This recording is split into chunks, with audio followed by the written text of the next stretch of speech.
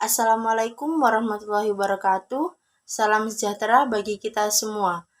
Perkenalkan, nama saya Suci Akhlakul Karimah Nur Fadila Baitullah, mahasiswa setia Yapan Surabaya, Prodi Manajemen semester 2 pagi, dengan NIM 2021110027. Dimulai dari pengertian kewirausahaan dan UKM. Kewirausahaan adalah suatu kegiatan atau aktivitas yang mengandalkan inovasi dan kreativitas dari diri sendiri. Sedangkan UKM adalah usaha kecil dan menengah, suatu bisnis yang dijalankan dengan skala kecil, bukan dari anak atau cabang perusahaan. Menurut para ahli, pengertian kewirausahaan dimulai dari Joko Untoro adalah perilaku atau sikap berani yang dilakukan oleh seseorang yang melakukan berbagai upaya dalam pemenuhan kebutuhan hidup dengan mengandalkan kemampuan, keahlian, dan potensi yang dimilikinya.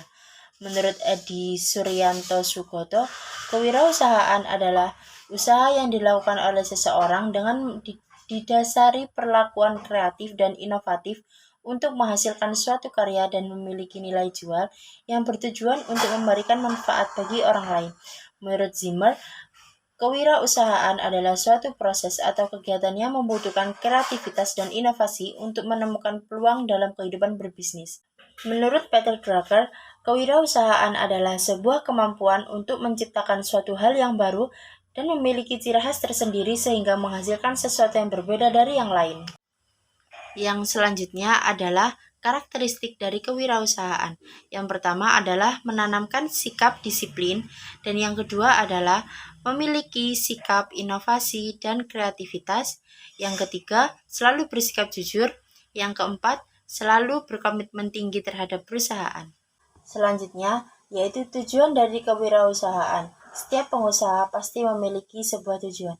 Yang pertama, meningkatkan jumlah para pengusaha atau wirausahawan baik dari sisi kualitas maupun sisi kuantitas.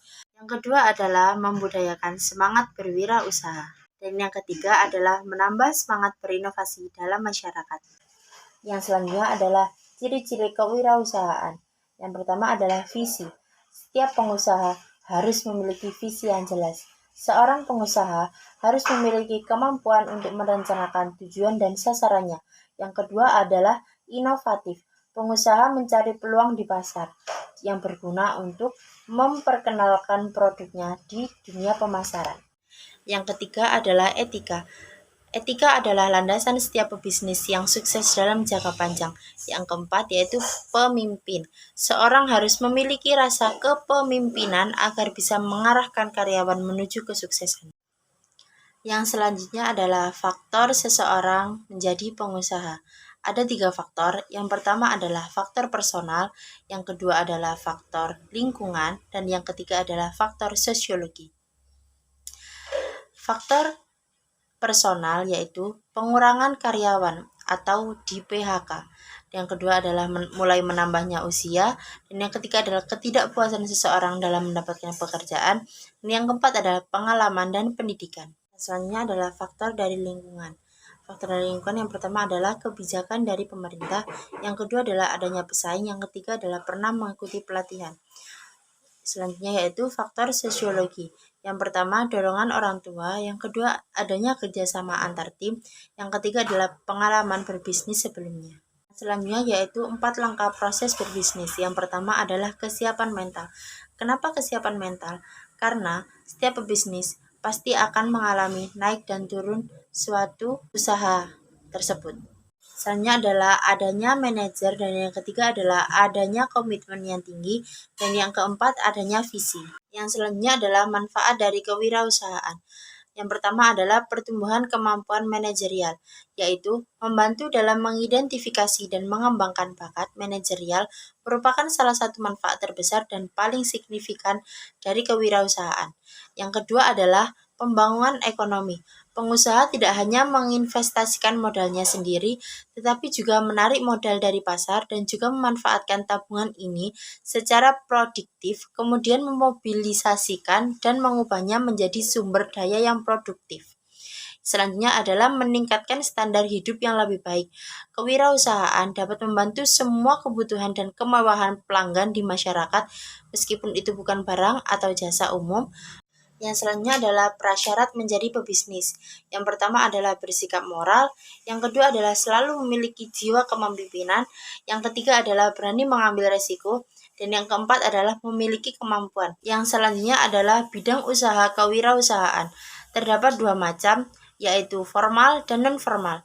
Formal adalah yaitu kegiatan usaha yang memiliki badan hukum, contohnya PT, CV, dan lain-lain.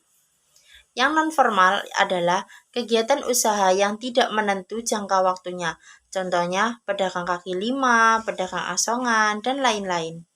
Contoh dari wirausaha, yang pertama adalah wedding organizer, yang kedua adalah all shop atau online shop, yang ketiga adalah catering makanan, yang keempat membuka bimbingan belajar, yang kelima adalah jasa pembuatan website, dan yang keenam adalah menciptakan kerajinan tangan. Sikap yang harus dimiliki seorang pengusaha adalah selalu optimis dan memiliki keyakinan, bersikap layaknya pemimpin, pantang menyerah, mempunyai inovasi dan kreativitas, percaya diri, mampu mengendalikan ego dan selalu berusaha. Yang terakhir adalah bonus. Motivasi. Faktor pentingnya wirausaha bagi pebisnis adalah semangat, spirit, dan motivasi. Menurut para ahli ekonomi, semangat pantang menyerah adalah kunci nomor satu dari keberhasilan seorang pebisnis.